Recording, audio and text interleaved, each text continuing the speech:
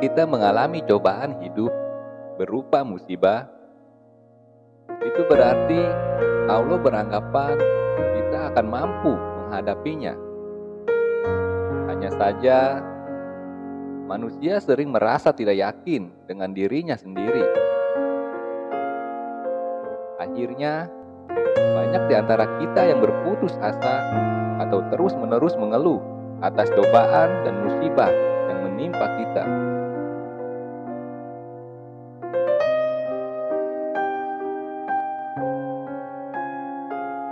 Setiap kali merasa cobaan hidupmu sangat berat, hidupmu menderita, dan saat kamu merasa menjadi orang yang paling malang di dunia ini, cobalah dengarkan kisah ini.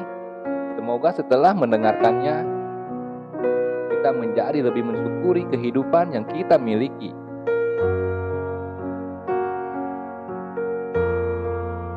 Kisah ini diceritakan oleh Abdullah bin Muhammad dan dimuat oleh Ibnu Hibban di dalam kitabnya At-Thiqat.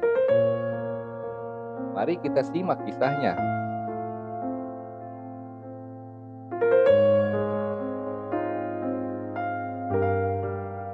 Abdullah bin Muhammad berkata, "Suatu hari, aku sedang berada di perbatasan wilayah Aris di negeri Mesir. Aku melihat sebuah tenda kecil yang sederhana, menandakan bahwa sang pemiliknya adalah orang yang tidak mampu. Lalu aku memutuskan untuk mendatangi tenda itu untuk melihat apa yang ada di dalamnya. Aku terkejut melihat seorang laki-laki di dalamnya. Namun, dia bukan laki-laki biasa. Kondisinya saat itu sungguh menyedihkan. Dia berbaring di atas tanah dengan tidak memiliki tangan dan kaki. Matanya buta, tak ada yang tersisa darinya kecuali lisan untuk berbicara. Laki-laki itu berucap, 'Ya Allah, berikan aku ilham untuk tetap mensyukuri nikmat-Mu yang telah Engkau anugerahkan kepadaku. Dan Engkau sangat muliakan aku dari ciptaan-Mu yang lainnya.'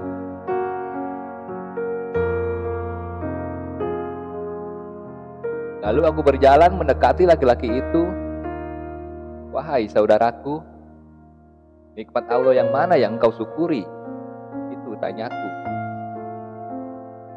Ditanya begitu, laki-laki pemilik tenda itu berkata, 'Wahai saudaraku, diamlah. Demi Allah, seandainya Allah datangkan lautan, niscaya laut tersebut akan menenggelamkanku, atau gunung api yang pasti aku akan terbakar, atau dijatuhkan langit kepadaku yang pasti akan merembukanku. Aku tidak akan mengatakan apapun kecuali rasa syukur.' Aku merasa heran dengan ketaatannya. Maka aku pun bertanya kembali, 'Bersyukur atas apa?'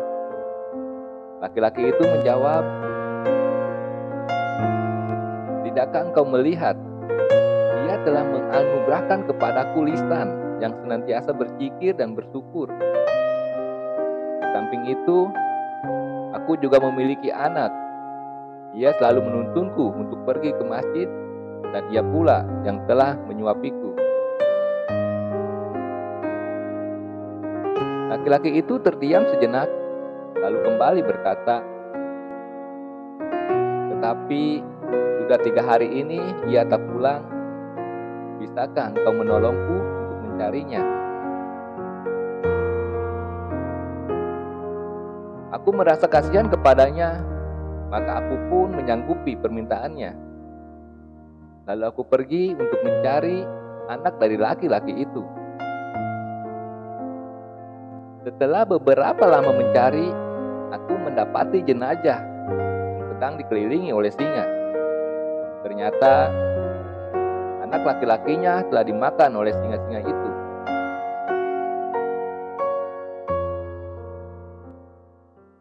merasa bingung bagaimana cara memberitahu kepada laki-laki itu tentang kondisi anaknya. Aku pun kembali ke tenda dan berkata kepadanya, "Wahai saudaraku, sudahkah engkau mendengar kisah tentang Nabi Ayub?" Laki-laki itu menjawab, "Ya, aku tahu kisahnya." Kemudian aku bertanya lagi, "Sesungguhnya Allah telah memberikannya cobaan dalam urusan hartanya. Bagaimana keadaannya dalam menghadapi musibah itu?" Laki-laki itu menjawab, "Dia menghadapinya dengan sabar." Aku kembali bertanya, "Wahai saudaraku, Allah telah menguji Nabi Ayub dengan kefakiran. Bagaimana keadaannya?" Laki-laki itu menjawab, "Dia bersabar." Aku kembali bertanya, "Dia pun diuji dengan tewasnya semua anak-anaknya. Bagaimana keadaannya?" Laki-laki itu menjawab, "Dia tetap bersabar." Aku kembali bertanya kepadanya, "Dia juga diuji dengan penyakit di badannya. Bagaimana keadaannya?" Laki-laki itu menjawab, "Dia tetap bersabar." Lalu dia balik tanya kepadaku, "Sekarang katakan apa yang terjadi pada anakku." Kemudian aku berkata kepadanya, "Sesungguhnya anakmu aku temukan di gundukan pasir dalam keadaan diterkam oleh binatang buas." Laki-laki itu berkata, "Segala puji bagi Allah, karena Dia tidak meninggalkan keturunan bagiku yang bermaksiat kepada Allah hingga ia diazab di neraka." Maksud dari kalimatnya ini adalah laki-laki itu bersyukur karena Allah telah memanggil sang anaknya dalam keadaan taat dan tidak bermaksiat.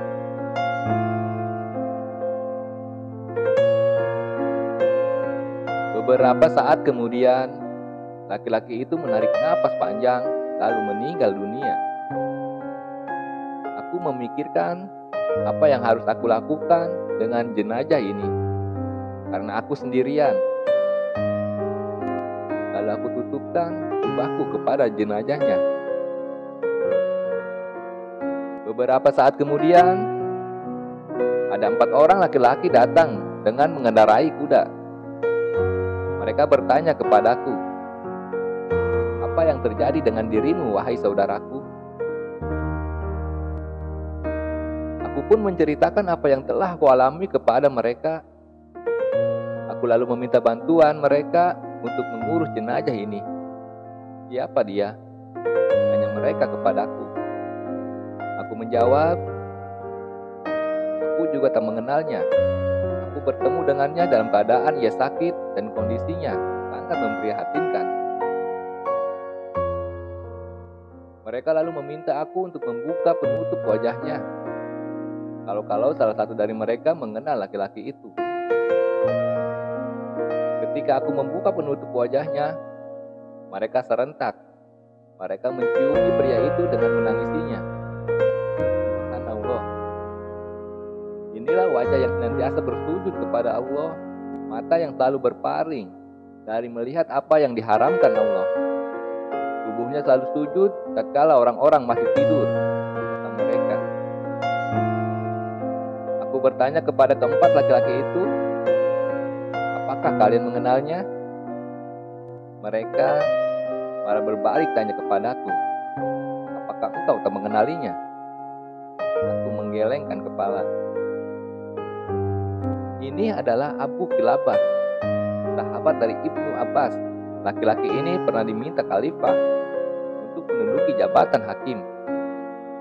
Namun ia menolak mengambil jabatan itu karena takut fitnahnya, kata mereka. Abu Kilabah dikenal sebagai orang yang taat dan sangat mencintai Robnya. Ia selalu mensyukuri hidupnya, tidak tergoda pada kemuliaan dunia. Untuk menghindari jabatan hakim, ia pergi ke Mesir hingga wafat dalam keadaan yang memprihatinkan. bin Muhammad, lalu memakamkan jenazahnya bersama keempat laki-laki tadi. Bayangkanlah cobaan hidup yang telah dijalani oleh Abu Kilabah. Adakah kehidupan yang kita keluhkan ini seberat kehidupan Abu Kilabah?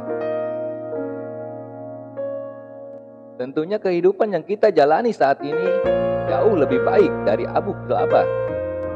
Lalu mengapa kita harus putus asa? Mengapa kita terus-menerus mengeluh? Mengapa kita membenci kehidupan kita? Mengapa kita tak henti menyalahkan Allah?